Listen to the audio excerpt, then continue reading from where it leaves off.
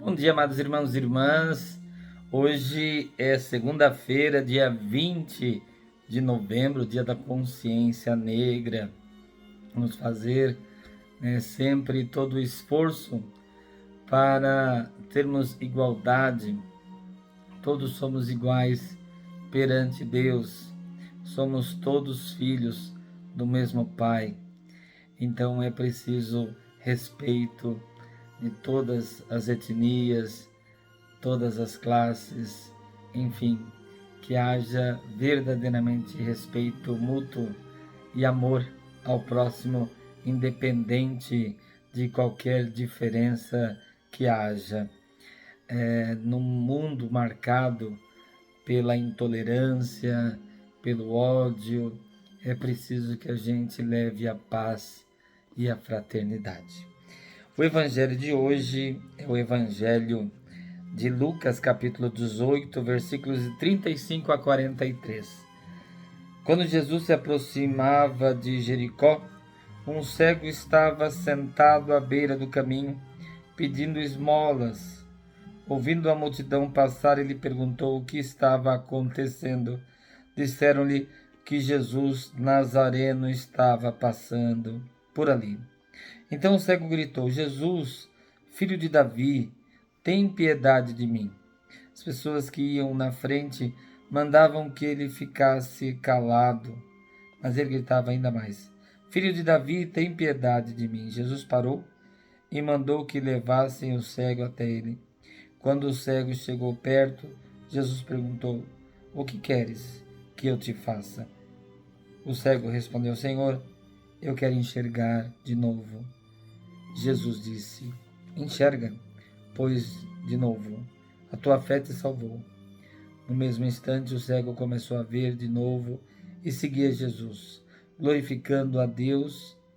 Vendo isso, todo o povo deu louvores a Deus.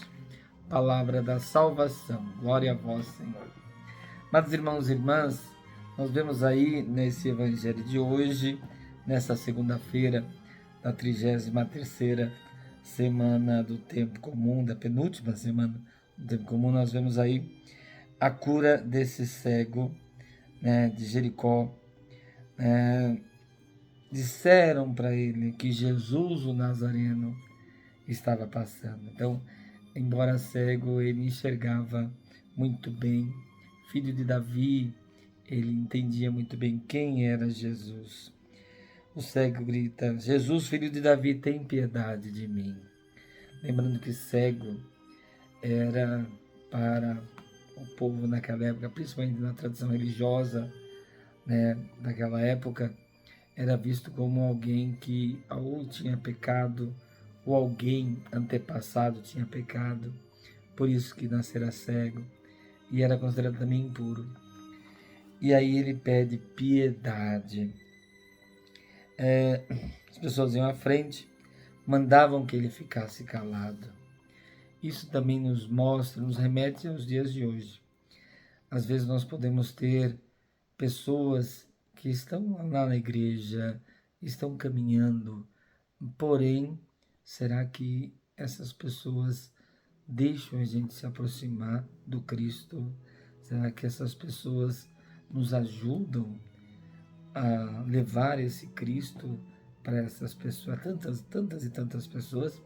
Ou muitas vezes essas pessoas elas impedem de levar Cristo a essas pessoas? É o que acontecia ali. Tinha gente que ia à frente, mas mandava que o cego se calasse. Na verdade, o cego representa o sem voz e o sem vez.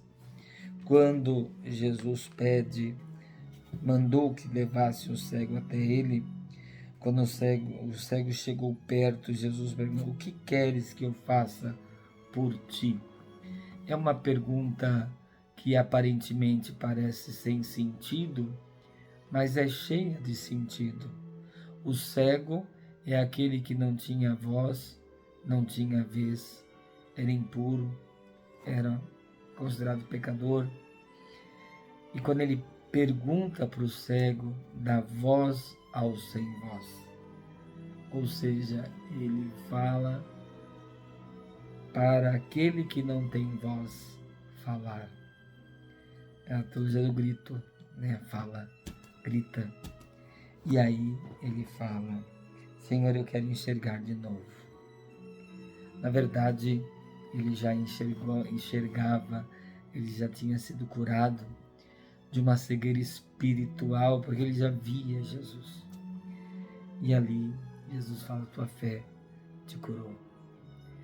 Então, que nós não sejamos cegos na nossa caminhada religiosa, principalmente uma cegueira da alienação, uma cegueira do preconceito, uma cegueira da intolerância.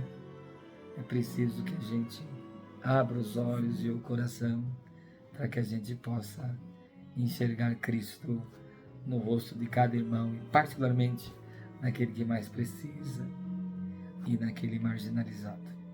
Louvado seja nosso Senhor Jesus Cristo, para sempre seja louvado.